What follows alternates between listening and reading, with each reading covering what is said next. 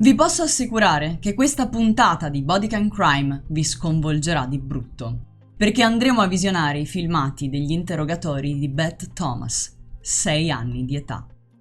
In questi video Beth descrive, in dettaglio e senza alcuna emozione, gli abusi sessuali che aveva subito dalla sua nascita fino all'età di soli 19 mesi, quando fu portata via dagli assistenti sociali e data in adozione ai suoi nuovi genitori, insieme con suo fratello, di soli 7 mesi. Il padre naturale di Beth era un alcolizzato pericoloso e la madre aveva dei precedenti penali. Quando la madre morì, i due piccoli rimasero per un periodo con il padre. Un padre che dava a loro a malapena da mangiare e non si curava della loro igiene e del loro benessere. Tanto che un giorno, su segnalazione, l'assistenza sociale gli tolse i bambini e li mise in lista per l'adozione. I nuovi genitori erano una casalinga e un pastore cristiano in una piccola città rurale. Una situazione perfetta per i due bambini per ricominciare a vivere normalmente. Ma quello che nessuno sapeva, specialmente i nuovi genitori, era ciò che si celava nel passato di Beth. Parliamo di traumi talmente gravi da essere ricordati da una bimba di pochi mesi, fino a farla esplodere raggiunti 6 anni, trasformandola in un impensabile e spietato killer. Un killer fermato fortunatamente in tempo, ma che stava seguendo un percorso già sentito in passato. Iniziò uccidendo piccoli animali, poi uccelli, fino ad organizzare un vero attacco a suo fratello.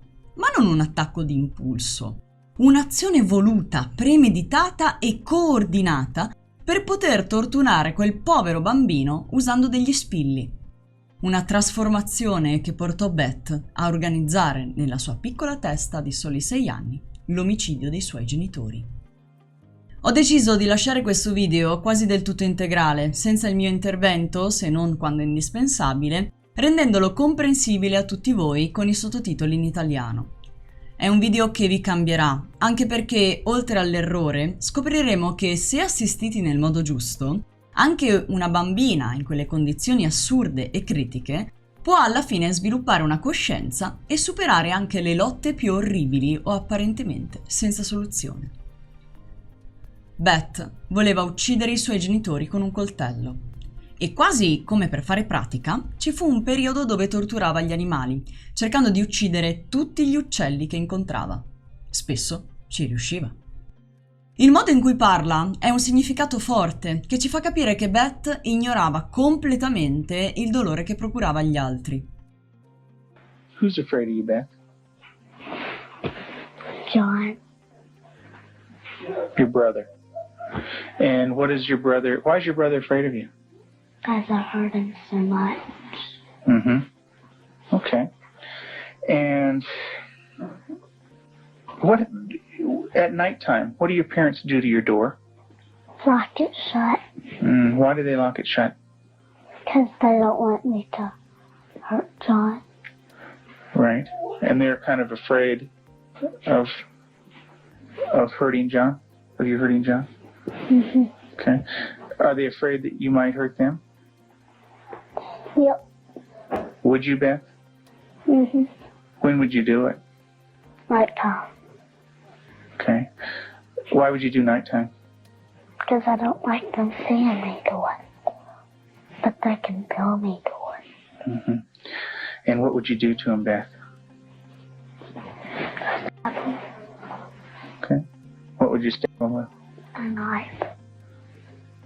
Do you ever stick pins in people? Mm-hmm. Who? My brother. Okay. Do you do it a little bit or a lot? A lot. Okay. And what are you trying to do to your brother? So, Why do you want your brother to die? because I was hurt so bad, and I don't want to be around people. Okay. Who else would you like to stick pins into? Mommy and Daddy What would you like to have happen to them? die. Tell me about your birth father. What was that nightmare like? When he touched my vagina Okay. until it bled, hurt it a lot until it bled, and wouldn't feed me a lot. He'd hit on me. Wouldn't be very nice to me. How old were you? 1. And in your nightmare, what happens? I get real scared. Where are you in the nightmare? What happens in the dream? I'm in the house, upstairs. And then what happens, Beth? When he comes upstairs and, hurts.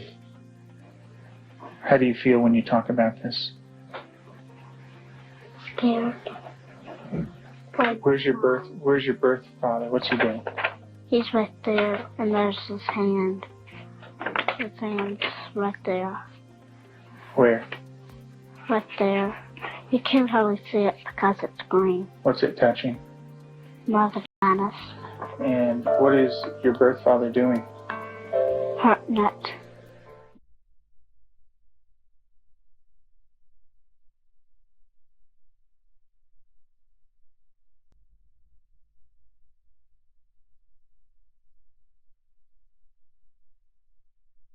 Your face looks sad. Can you tell me about that? It's crying because there's dots of the tears. Does your brother have private parts?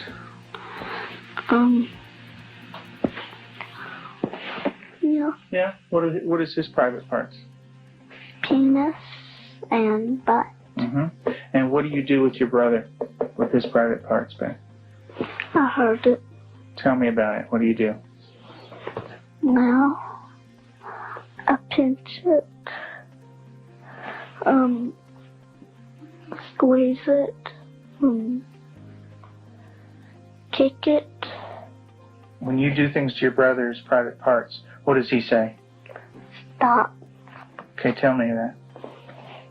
Well, he says stop, but I don't stop. Do you hurt him?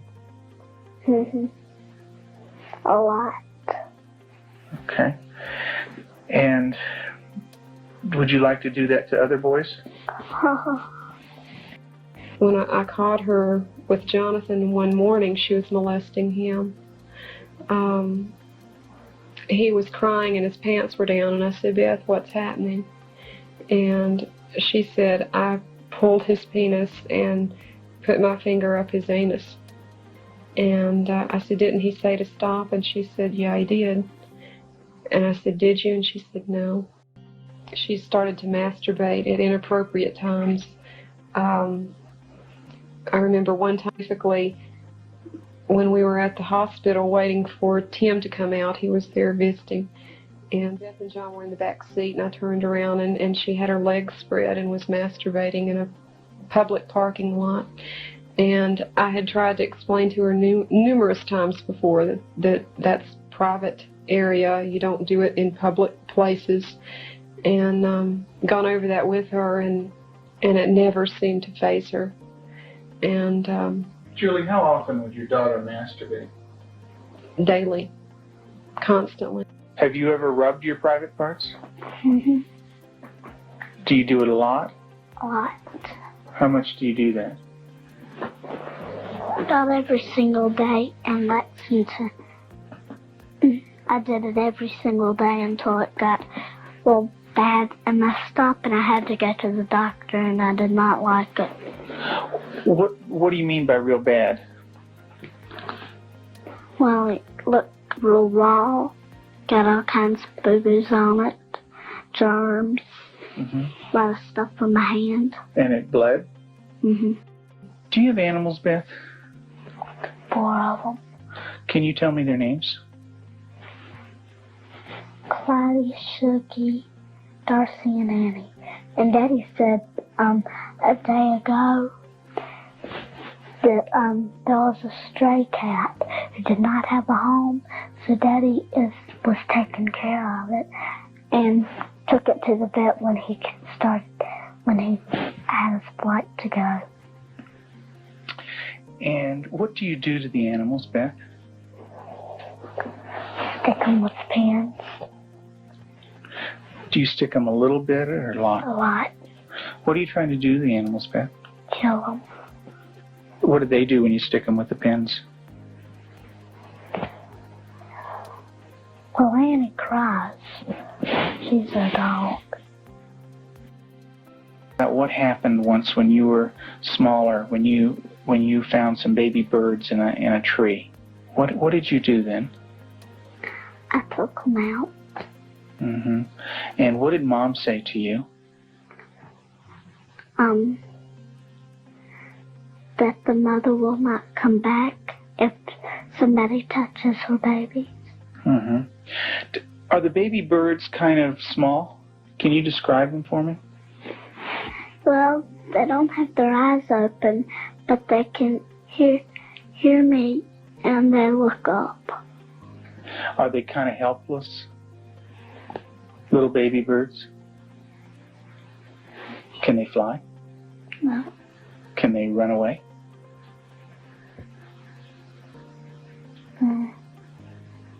Yes. They can? Are they easy to catch or hard to catch? Hard. Yeah. Well, it's hard to remember. With the baby birds, what did you do? Took them out of the tree. And what did you do with them? Played around too rough. Also, when at the end, I picked it up and I thought it was Dad, and I came to say, Mommy, is this bird dead? And she said, she called Daddy and said, Tim, and Daddy came and,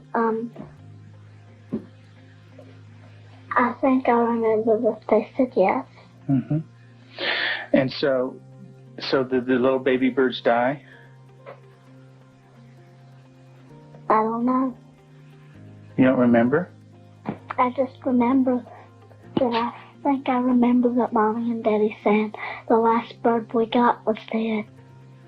Mm-hmm. Do you know what Mom said to me? She said that all of them were dead. Did you squeeze them? Did Baby Beth squeeze them? You're doing a good job, honey. Go ahead and tell me what happened. I squeezed them. And what happened? They died.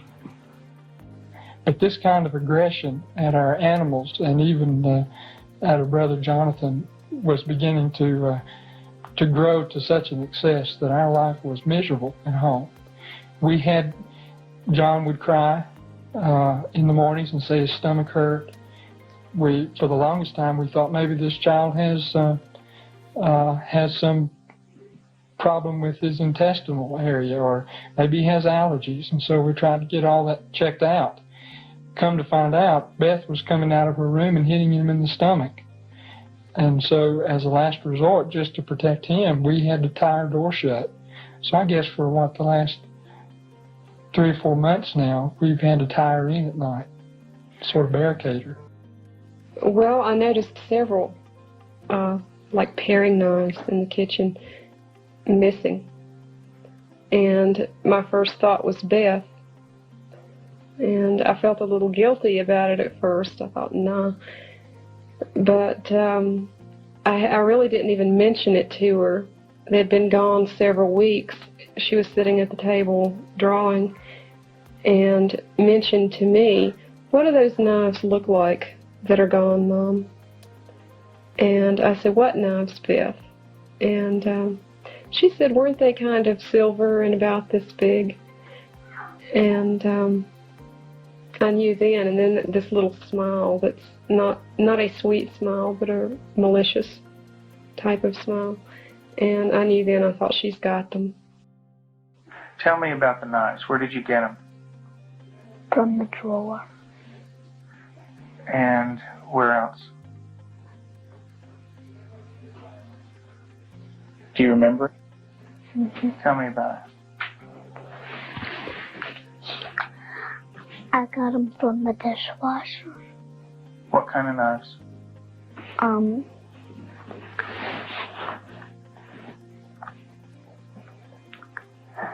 Big sharp ones.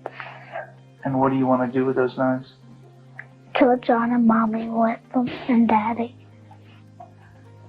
And when Mommy asks you about where the knives are, what do you say? I don't know where they are. What did you think she might do with the knives? My first thought was Jonathan. And the reason we thought that was that by this time, she had tried to kill John on several occasions and openly admitted that. In the basement, she was hitting his head against a cement floor. I heard his screams and ran down and had to literally pull her hands off, and she looked wild-eyed. Did you get real mad at him? Did you hit his head real hard? Tell me about it. How many times did you do it? A lot? What was the floor like? Cement. And what happened to your brother? Tell me about it. His head hurt real bad, but his chin, he had to have stitches in it. Could you stop? Use your words, Beth. No. Okay. What was your brother doing when you were doing this? Playing with the toys. Okay. Was he asking you to stop when you were doing it? What was he saying? He said, Beth, stop. And what did you do? That didn't stop. I just kept on hurting him. What were you thinking when you were doing that? Thinking of killing him. How did you stop? What made you stop? When I heard Peter walking across the kitchen, Mm-hmm. it made me stop because I thought Mommy and Daddy would come. Okay. Did Mommy come? What did she do? She sent me to my room. Okay.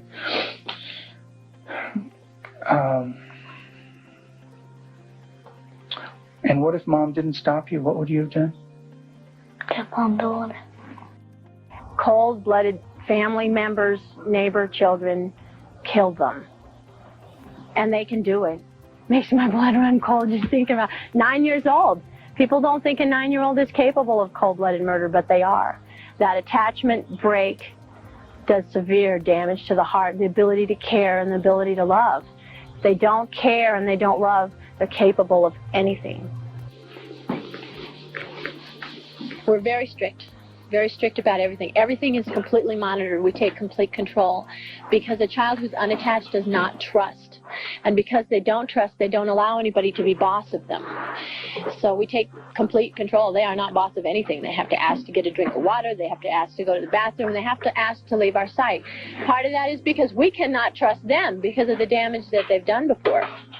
Do you know where that anger came from? That's when my birthday hurt me. I had it all inside and I remembered it and I started doing it. And what did that do when it was inside you? It made me want to hurt people really bad. And who did you hurt? My brother, my mom and dad, and animals. And animals. Who did it hurt the most? My brother. Who did it hurt the most? Me. Why don't you tell me that?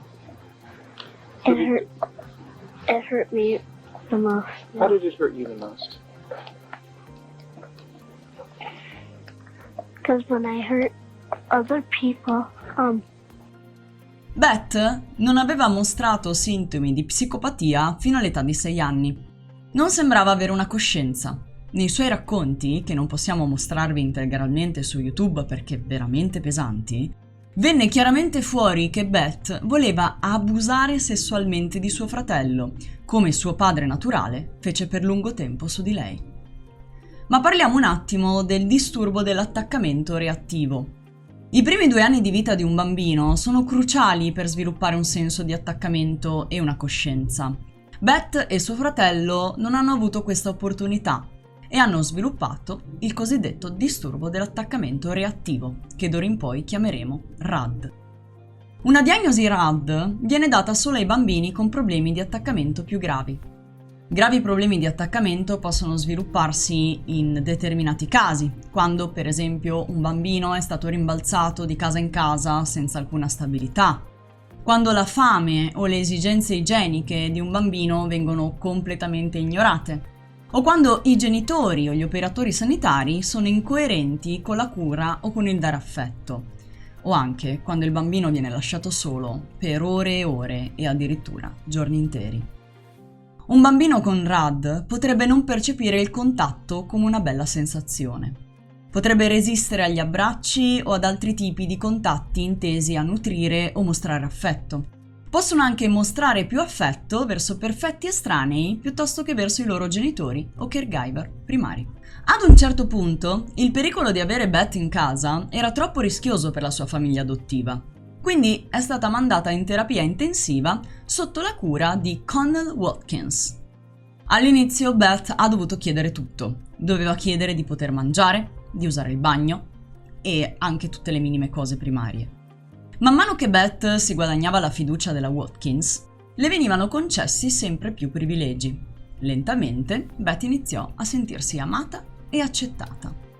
Quello che sappiamo è che Beth fu salvata, diventando per tutti un esempio di cosa gli abusi su un bambino possono comportare, ma diventando anche un esempio di rinascita, perché oggi Beth vive una vita normale ed è diventata un'infermiera professionista talmente brava da vincere molti premi per le tante vite che ha salvato e accudito nella sua professione. La psicologa che si occupò di Beth era la dottoressa Connell Watkins. Il trattamento di Beth era considerato un successo da moltissimi, ma c'è un lato oscuro in alcuni dei trattamenti della Watkins. Nel 2000, infatti, la Watkins è stata arrestata e condannata per sconsiderati abusi sui minori che hanno portato addirittura alla morte di un bambino. Aveva ucciso un bambino di 10 anni mentre tentava di sottoporre lo stesso alla cosiddetta rinascita. Questo era un processo che aveva lo scopo di simulare il bambino nell'utero e alla fine ha portato al soffocamento del povero piccolo. Durante le indagini per la morte di questo bambino si scoprì che la Watkins non era nemmeno autorizzata come terapista. Un mostro che ha salvato un mostro e non si sa bene come. That's the case. It wasn't no suicide. He's a rigger. Well, people outside. David Kenny. Look at me in the eye, bud. Tell me, what happened next? It was so scared. You put your own daughter in that basement with that boss. You did that. Yes, sir. Brad deserves it. Brad's family deserves it. Your wife deserves it. Your kids deserve it. Brad doesn't want me to leave my wife for a while. I love my wife and kids to death. You love Brad too. I did. What happened after you grabbed it? I pushed him. Okay. And what happened? I saw. He told me to get on the ground, and I was trying to go on the ground. Let me get on the ground, so I'm trying to get on the ground. You don't have to push my ass. Seriously. Seriously? I can do it on my own, dumb it. No, I ain't no grab. I wonder if I can be an undercover agent. Ooh, I have a really long one.